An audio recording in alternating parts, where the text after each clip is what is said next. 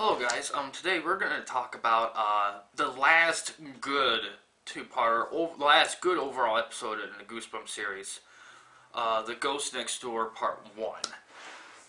This episode aired on September 28th, 1998. It has a 7.8 out of 10 overall on IMDb with about 100-ish user votes. It stars Nicola Dicker, who was in Screech Owls, and Cody Jones, who was in, he was the kid in Detroit Rock City, the bully kid.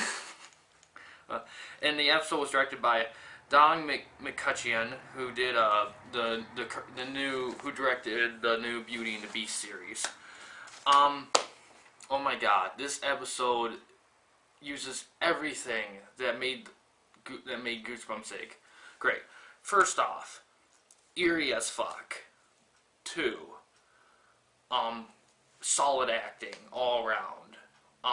Cinematography, great. The score, piano driven.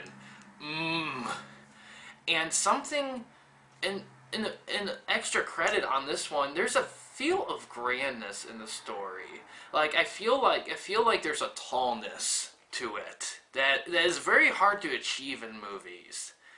And I haven't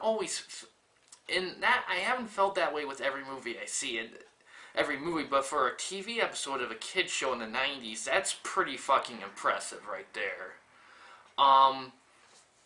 As for part one kicks things off right off the bat. Pretty intense. I mean, everything. Oh, and the villain of the story is very scary to see in some scenes. He's downright it's pretty cool. Let's see. I'll talk about the book in part 2. I will say this.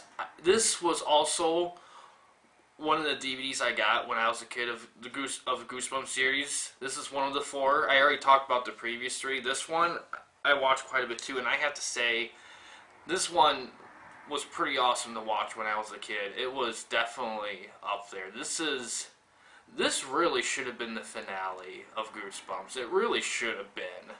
But, you know, anthology shows, they rarely end on a high note.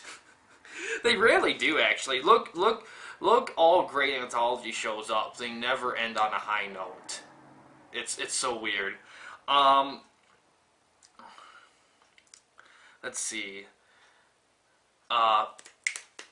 What else could I say about it? Not really much of anything else.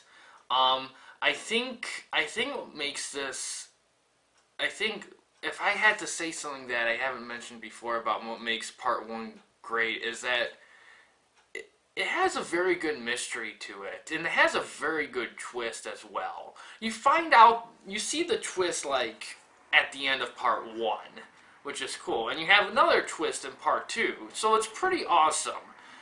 And like I said before, briefly mentioned before, this is one of the earlier stories R.L. Stine has written. I always found that his earlier stories were his more scarier works than his later stories. But yeah, that's all I'm going to say about part 1. It's awesome overall. There's not really any complaints about it at all. And yeah, thanks for watching. Please subscribe and like the videos, and tune in tomorrow. I'll talk about part 2 of this amazing two-parter, and have a good day.